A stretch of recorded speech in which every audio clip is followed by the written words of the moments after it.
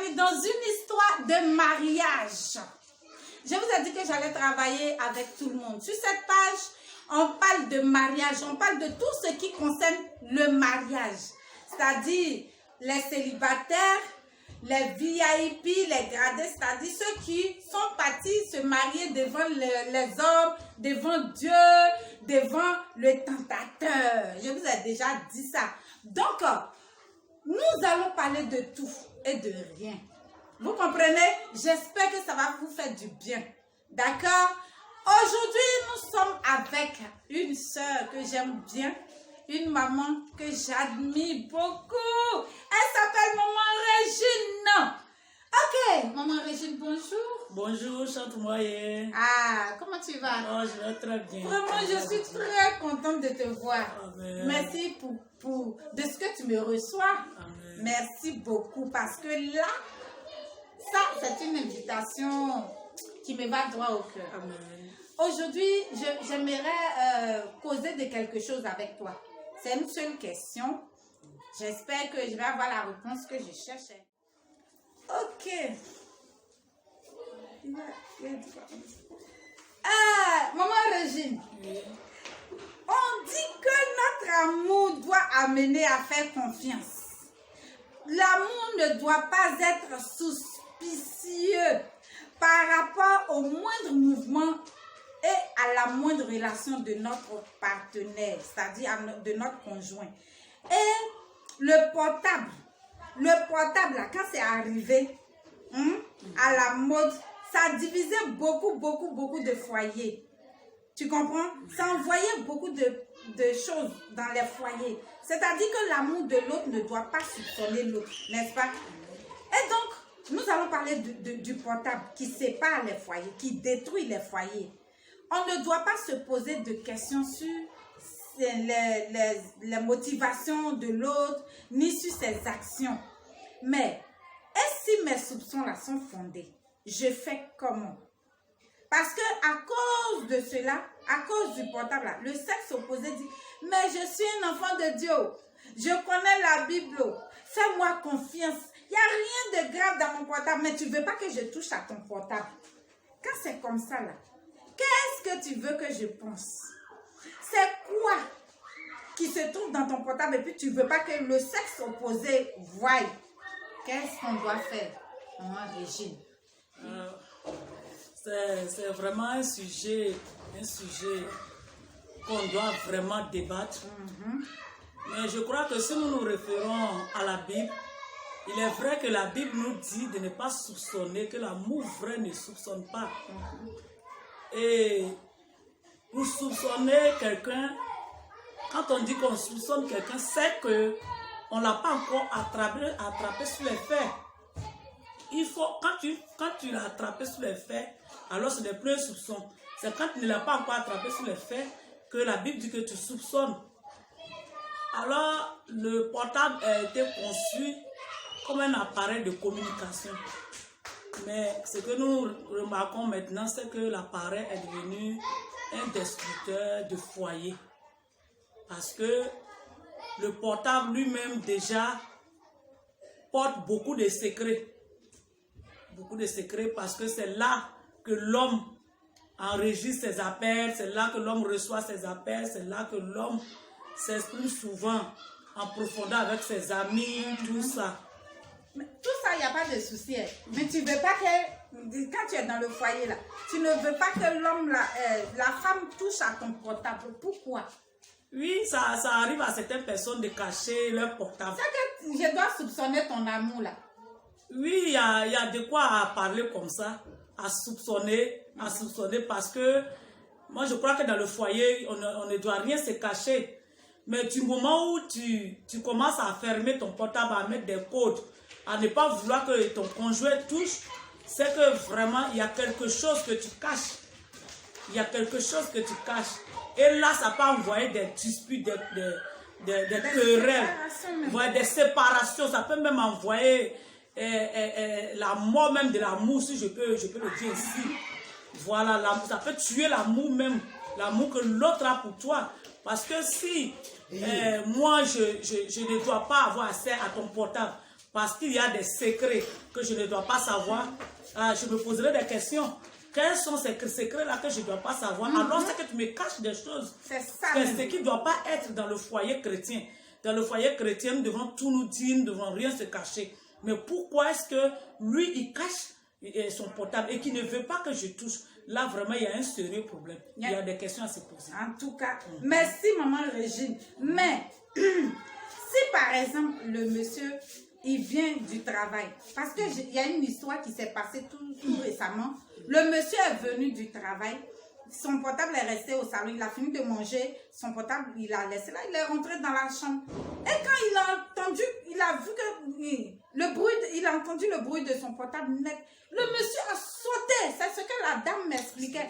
Le monsieur a sauté. Il s'est retrouvé au salon, même, elle dit qu'elle n'a même pas su comment le monsieur a fait pour se retrouver au salon, pensant que sa femme allait décrocher le portable. Vous voyez, quand c'est comme ça là, bon, si par exemple toi tu étais à la place de cette dame, quelle aurait été ta réaction? Ma réaction, ma première réaction, c'est de tiquer. J'allais tiquer, j'allais même me poser cette question. Est-ce que c'est un couple chrétien? Un couple chrétien. J'allais me poser la question, mais qu'est-ce qui ne lui va pas? Pourquoi cette réaction aujourd'hui? Qu'est-ce qui n'a pas marché? Et qu'est-ce qu'il y a dans ce portable aujourd'hui que moi je ne dois pas voir? Ces questions, beaucoup de questions vont traverser mon esprit. Voilà, la première réaction, je vais beaucoup me poser des questions. Et la deuxième réaction, c'est que je vais attendre à ce qu'il se calme et m'approcher de lui pour lui poser cette question. Pourquoi est-ce que d'habitude, j'ai le droit à ton portable et qu'aujourd'hui, tu ne veux pas que je touche ton portable? Vraiment, il me doit des explications sur ce cas-là. Et si tu lui poses la question qu'il dit, fous-moi le camp? Et que ça mène des histoires, ça mène des discussions. Et que ça envoie des palabres jusqu'à... Les palabres là peut envoyer jusqu'au divorce. Oui, si... Alors qu'on dit que le chrétien ne doit pas divorcer. Oui, le chrétien ne doit pas divorcer. Et s'il refuse de me dire le pourquoi, et que ça envoie des discussions, des querelles, des palabres, à moi vraiment de me référer au Seigneur, au Seigneur Jésus, surtout au Saint-Esprit qui ne nous cache rien, qui est capable de nous révéler tout, celui-là même qui est capable de révéler tout ce qui est caché dans le cœur de l'homme, même dans la profondeur du cœur de l'homme. Alors, je me réfère au Saint-Esprit dans la prière. Alors, le Saint-Esprit va me révéler ce qu'il cache. Et là, je peux m'approcher et puis échanger encore avec lui. S'il ne veut rien comprendre, je crois que je vais rester à l'attente de ce qu'il prenne la décision de m'expliquer. Et s'il fait des années sans t'expliquer? Bon, s'il fait des années sans m'expliquer que cette réaction s'arrête là, moi je crois qu'on continue la réaction. Ah, comment? Ça veut dire que tu laisses tomber quoi? Oui, je laisse tomber. Je laisse tomber. Mais c'est ça qui envoie, c'est ça qui détruit. Bon, moi je ne suis pas d'accord. Oui. Parce que c'est ça qui détruit les foyers. S'il y a un souci là, on règle ce souci là. On finit de régler et puis on avance. Oui. Mais si je vais dormir à côté de toi pendant qu'il y a un truc dans mon cœur qui me fait mal, tu n'as pas donné d'explication. Alors là, je ne sais pas si tu pourras me toucher. Oui, tout à fait, parce que tu vas avoir des pensées. Mais moi, je crois que nous devons vraiment être patients envers l'autre. S'il refuse de m'expliquer sa réaction, s'il refuse de me dire ce pourquoi il s'est comporté ainsi, moi, je ne peux pas l'obliger à le faire. Comme je l'ai dit, je vais me référer au Saint-Esprit. S'il refuse de coopérer et qu'il continue dans ses habitudes, je crois que étant son conjoint, je vais me mener mes petites enquêtes. C'est que là, tu soupçonnes maintenant. C'est que tu es d'accord avec ma question, non? Oui. Tu soupçonnes. Si tu es en train de mener enquête, tu soupçonnes. Alors que c'est ce que le Seigneur ne veut pas qu'on fasse. Il ne veut pas qu'on soupçonne. Si tu mènes enquête, c'est que tu es en train de soupçonner l'amour de ton mari. Donc, ce qui est meilleur, discuter de ça. Tu dois m'expliquer pourquoi tu ne veux pas que je décroche ton portable. Mais est-ce le conjoint? Parce que ce n'est pas tous les hommes qui aiment discuter. Il faut le dire. Ce n'est pas tous les hommes qui aiment discuter. Tu vas discuter. Il peut même refuser. Mais comment tu vas t'y arranger? Tu vas le forcer? Je ne vais pas te forcer. Comment tu vas faire? Mais je dis, on est en train de parler ici de soupçon, de l'amour qui ne soupçonne pas. Mais si toi, tu es parti, tu es en train de mener tes enquêtes, c'est que ton amour est en train de soupçonner. Donc, pour ne pas que ton amour soupçonne, qu'est-ce que tu dois faire? Monsieur, mon mari, assieds-toi. S'il te plaît, pardon, dis-moi pourquoi je ne dois pas décrocher ton portable. Pardon, dis-moi pourquoi je n'ai pas droit à toucher ton portable. Pourquoi quand quelqu'un t'appelle, tu te lèves là et puis tu vas répondre ailleurs, comme s'il n'y a pas de réseau là où nous deux on est assis. Tu comprends, non? C'est de cela qu'il s'agit. Pour ne pas que mon amour devienne un amour soupçonneux, eh bien, tu me dois des explications. Parce que si tu m'as envoyé à la mairie, là, si tu m'as épousé, ça veut dire que tu m'as aimé. Ça veut dire que j'ai droit, pour toi-même, là, tu m'appartiens. Et puis moi, je t'appartiens. Voilà. Et moi, je pense que dans les fiançailles, ça doit être comme ça. C'est ça. Et même dans le cheminement, ça doit être comme ça. Oui, tout à fait. Voilà. Donc, c'est de cela qu'il s'agit. Pardon, parle-moi bien. Il faut bien expliquer. Les gens vont entendre. Ils vont écouter. Comme je le disais, le portable même est un appareil de communication. C'est comme ça a été conçu. Et nous avons remarqué que le portable est devenu un appareil qui nous éloigne l'un de l'autre. Voilà, ça nous éloigne, qui est dangereux, qui est devenu destructeur de foyer. Qui est diabolique même. Oui, ça nous éloigne l'un de l'autre. Comment nous pouvons être même assis dans la même maison et l'autre est connecté sur son portable. Et comme tu viens de le dire, l'homme refuse à ce que son conjoint ou sa conjointe puisse toucher à son portable, écouter ses communications. Et ça, c'est pas normal. Ce n'est pas normal. Ce n'est pas vraiment normal. Même pas normal. Mais étant chrétien, nous avons un Dieu puissant. Un Dieu qui a des lois, qui a des principes que nous devons suivre. Alors si ton conjoint ou ta conjointe refuse que tu touches à son portable, que tu écoutes ses communications, moi je crois que tu dois vraiment te poser des questions. Il y a quelque chose qui est là. Il y a quelque chose. Il y a quelque chose. Il peut même te dire que c'est un secret professionnel. C'est ça. Quel secret professionnel? Il peut te dire que c'est un secret professionnel. Tu es mon mari. Je dois savoir.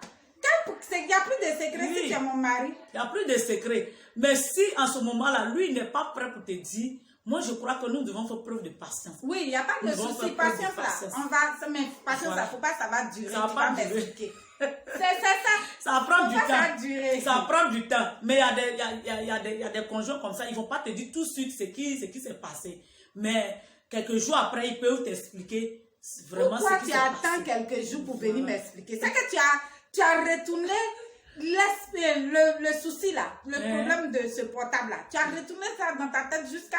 Tu vas venir, ça c'est un mensonge. Si tu ne m'expliques pas sur le champ et que tu attends après pour m'expliquer, je vais te dire que tu es en train de me mentir. Je ne vais plus te croire. C'est ça.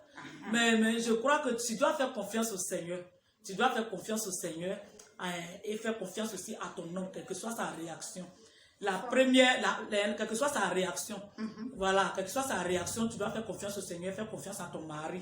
Tu dois faire confiance à ton mari parce que si tout de suite là, tu mets le doute dans ton cœur, tu vas donner la voix à l'ennemi de pouvoir te donner beaucoup d'autres pensées. Donc, s'il refuse, moi je crois que la voie à suivre, s'il refuse tout de suite de te dire le pourquoi et pourquoi il a eu cette réaction, moi pour moi, c'est de patienter, encore patienter. De patienter. Tu sais, c'est qui sauve les hommes là même là. Ce qui sauve les hommes, c'est que la Bible a déclaré que on ne peut pas divorcer. Voilà. C'est ça qui sauve les hommes. Voilà. Sinon, une chrétienne, un homme chrétien, tu agis comme ça. Moi, une fois j'étais soupçonnée, il y a longtemps j'étais déposée. Oui. Tu comprends, non? C'est-à-dire que je ne fais plus rien avec toi. Je ne dure pas dans mauvais rêves en fait.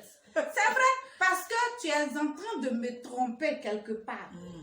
C'est-à-dire, moi je suis libre, tu utilises mon portable, tu touches comme tu veux, tu fais ce que tu veux. Oui. Maintenant, comme tu sais que la Bible dit qu'on ne doit pas divorcer, donc tu fais ce que tu veux parce que je suis une femme. Je ne suis pas d'accord. Il y a des choses, je ne suis pas d'accord avec ça. Ça seulement, tu as raison. On parle de soumission. Moi, je fais ma part. Et puis toi, l'homme, tu viens, parce que c'est toujours l'homme. Hein. Moi, les témoignages que je recueille, c'est toujours l'homme qui envoie un problème dans le foyer. On dit que c'est la femme, mais je vois que ce n'est pas la femme. La femme, elle fait sa part. Mais l'homme là, je ne sais pas comment les hommes sont créés, mais l'homme, c'est lui qui fatigue le foyer. Donc, comme tu le dis, vraiment, ce n'est pas faux. Comme il y a un témoignage que je vais rendre tout de suite, un couple comme ça qui vivait ensemble, et tellement que le monsieur ne voulait pas que la femme touche à son portable. Et il recevait aussi trop d'appels à des heures même vraiment pas possible. On ne doit pas recevoir d'appels. Et ça même tellement que la femme a soupçonné. Elle a soupçonné. Pour finir, elle n'en pouvait plus. Elle a commencé à avoir des réactions aussi très bizarres. Comment? Elle a commencé même à éteindre le portable du monsieur à l'insu même du monsieur. C'est-à-dire quand le monsieur rentre du travail à la maison, elle éteint le portable. Il y a de quoi? Voilà, elle éteint le portable pour ne pas que le portable sonne. Et le monsieur, lui, croit que le portable est gâté. Que ça c'était seul. Oui. Elle a même dit que le monsieur a eu plusieurs fois changé le portable, croyant que le portable est gâté. Or, c'est la femme qui éteignait le portable pour ne pas que ça sonne, pour ne pas qu'il y ait d'appel. Et que vraiment, son cœur tique encore. Et vraiment, ce foyer allait encore de pire en pire, de pire en pire, de pire en pire. Mais grâce à Dieu, ce foyer a été vraiment restauré par le conseil d'un homme de Dieu. Et vraiment. Donc, vraiment, je crois que cette affaire de portable-là, nous devons savoir pourquoi l'appareil a été conçu. L'appareil n'a pas été conçu pour faire du mal à son conjoint. Non, c'est pour communiquer. Tu peux même être au travail et puis de ton appareil appeler ton conjoint, ta conjointe pour dire, oh chérie, ce soir vraiment, nous avons un match. Ce soir, donc il faut t'apprêter. Ou chérie, ce soir tu t'apprêtes, nous allons nous toucher. Oui, ça peut même envoyer même la communication entre les conjoints. Oui, ça a été conçu aussi pour cela. Oui, même tu peux même envoyer, même étant au salon, envoyer un message d'amour à ton mari. Oui, dans le lit, lui il est couché dans le lit, tu es au salon. Ah bébé, tu sais que vraiment je t'aime. Dès que je rentre, le match qui commence, lui il va s'apprêter. Et quand tu rentres, vraiment, il y a la joie. Donc, on peut utiliser le portable même pour envoyer même la paix dans le foyer. Pour grandir l'amour. Oui, pour grandir l'amour. Mais pas pour éteindre l'amour. Voilà. Merci. Merci. Merci, ma soeur Régine. Amen. En tout cas, vous avez